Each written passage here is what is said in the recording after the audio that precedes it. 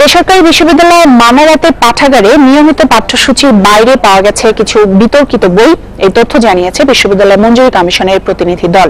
জঙ্গি তৎপরতায় সংশ্লিষ্টতার অভিযোগ ওঠার পর বিশ্ববিদ্যালয়টির ক্যাম্পাস পরিদর্শনে আসে ইউজিসির 3 সদস্য। এদিকে জেএমবির নারী সদস্য সন্দেহে গ্রেপ্তার 3 শিক্ষার্থীর দায় নিতে রাজি নয় মানারাত কর্তৃপক্ষ। আকলিমা, মৌ ও মেঘনা জামায়াতুল মুজাহিদিন বাংলাদেশ জেএমবির নারী সদস্য সন্দেহে আটক এই 3 জনই মানারাত বিশ্ববিদ্যালয়ের ফার্মেসি বিভাগের শিক্ষার্থী। এদের মধ্যে আকলিমা ও মেঘনা 4র্থ বর্ষের ছাত্রী। র্যাবের দাবি, আকলিমা জেএমবির নারী বিভাগের উপদেষ্টা, আর অন্যরা তার সহযোগী। এই 3 শিক্ষার্থীকে গ্রেপ্তারের পর আবারও আলোচনায় আসে মানারাত বিশ্ববিদ্যালয়ের নাম।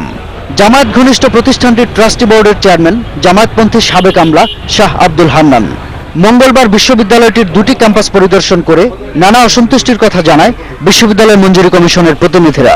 আমরা লাইব্রেরিতে গিয়েছি এবং বেশ কিছু বই আপনারা দেখেছেন যে আমরা আইডেন্টিফাই করেছি।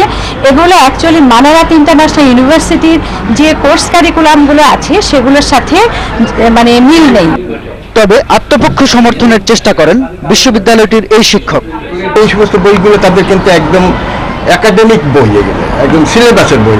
সবার জন্য মানে আমরা কতগুলো কোর্স করেছি, মুসলিমদের জন্য যেগুলো পড়ানো হয় সেগুলোর জন্য, মুসলিমদের অসুবিধা হলে তাদের জন্য অপশনাল কোর্স করেছি, সেগুলোর জন্য আলাদা কিন্তু বই আছে আমাদের। আর জেএমবি সদস্য সন্দেহে গ্রেপ্তার 3 শিক্ষার্থীর বিষয়ে বিস্ময় প্রকাশ করেন সহকারী প্রক্টর। আমরা এখনো এটা বিশ্বাস করতে পারতেছি না।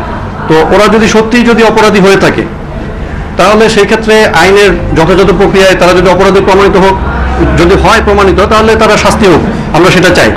এদিকে পরিদর্শনে পাওয়া তথ্য উপাত্ত বিচার বিশ্লেষণ করে পরবর্তী ব্যবস্থা নেওয়া হবে বলে জানিয়েছে বিশ্ববিদ্যালয় মঞ্জুরি কমিশন।